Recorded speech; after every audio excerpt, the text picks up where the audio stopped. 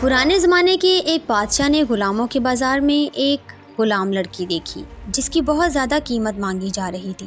बादशाह ने लड़की से पूछा, आखिर तुम में ऐसा क्या है जो सारे बाज़ार से तुम्हारी कीमत ज़्यादा है? लड़की ने कहा, बादशाह सलामत, ये तो मेरी जहानत है जिसकी कीमत तलब की जा रही है। बादशाह ने कहा, अच्छा, मैं तुमसे कुछ सवालात करता हूँ। अगर तुमने दुरुस्त जवाब दिए तो तुम आज़ाद हो, नहीं तो तुम्हें कत्ल कर दिया जाएगा। लड़की आमादा हो गई। तब बादशाह ने पूछा, सबसे कीमती लिबास कौन सा है? सबसे बेहतरीन खुशबू कौन सी है? सबसे लजीज खाना कौन सा है? सबसे नरम बिस्तर कौन सा है?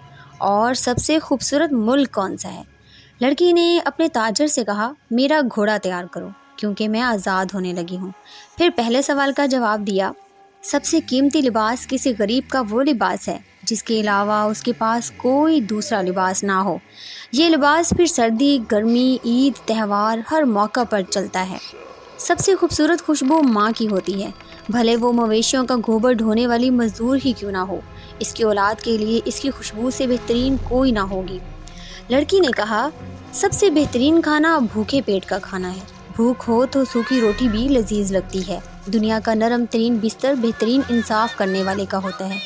जालिम को मलमलो कम ख्वाब से आरास्ता बिस्तर पर भी सुकून नहीं मिलता।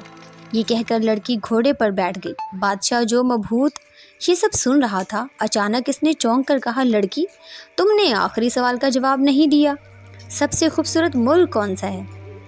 लड़की ने कहा, बादशाह सलामत, दुनिया का सबसे खूबसूरत मुल्क वो है जो आज़ाद हो, जहाँ कोई गुलाम ना हो और जहाँ के हुक्मरान जालिम और जाहिल ना हो।